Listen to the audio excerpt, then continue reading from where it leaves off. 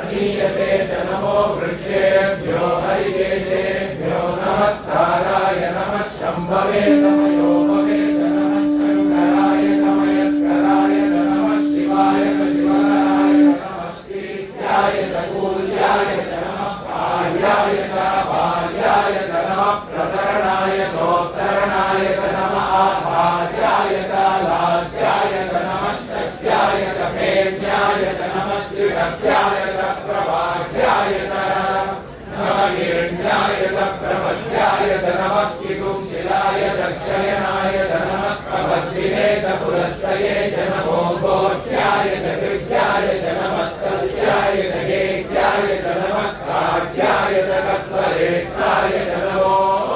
हृदयाय च निरेष्याय च नमः पादुंसव्याय च रजस्याय च नमः शुष्याय च हरित्याय च नमो लोप्याय चोलप्याय च नमः ऊर्ध्याय च शून्याय च नमः पर्ण्याय च वर्णशब्दाय च नमो पगुरमाणाय च विघ्नते च नमः आक्षिलते च प्रक्षिलते च नमो भक्तिरिकेभ्यो देवानागुं हृदयेभ्यो नमो विक्षीणकेभ्यो देवानागुं हृदयेभ्यो नमो विचिन्वत्येभ्यो देवानागुं हृदयेभ्यो नमः आनिर्हतेभ्यो देवानागुं हृदयेभ्यो नमः आनीवत्येभ्यो देवानागुं हृदयेभ्यः सस्पदे दरिद्रं नीललोहिता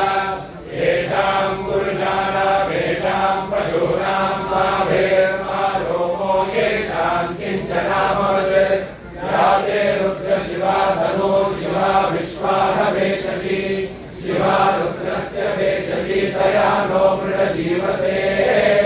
इमागुं रुद्राय तपसे कवर्तिने क्षयद्वीराय प्रपरामहे मतिम् यदा दशमसद्विपदे चतुष्पदे विश्वं पुष्टं ग्रामे अस्मिन् ननातुरम्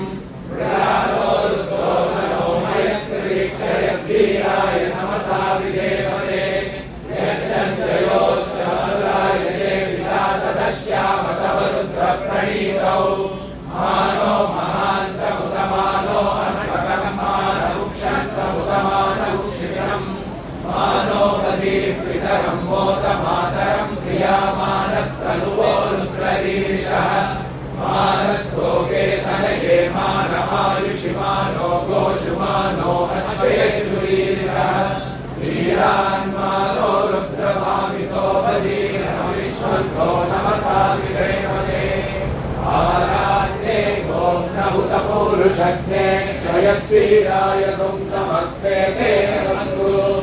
रक्षा च नो हरि च देव ब्रूह्यता च नः शर्म यच्छद्विवर्हा सुविश्रुतं गत्तसतं युवानं मृगन्न भीममुपात्तमुग्रम् मृडादरित्ते रुद्रस्तवानो अन्यमिते हसनैव भवतु सेनाः परिणो रुद्रस्य एतैर्वृणत्वपरिद्वेषस्य दुर्मदिनकायोः अवस्थिरा भगवद्भ्यस्तदुष्वमीभस्तोकाय तनयाय मृडय नीरुष्टम शिवतम शिवो नः सुमना भव वरमे वृक्ष आयुधन्यताय कृत्यं वसान आचर पिनाकं तीव्रदागहि विगिरिधयोदित नमस्ते अस्तु भगवः यास्ते सहस्रगुण्येतयोर्नवस्मन्निव बन्धुताः सहस्राणि सहस्रता बाहुः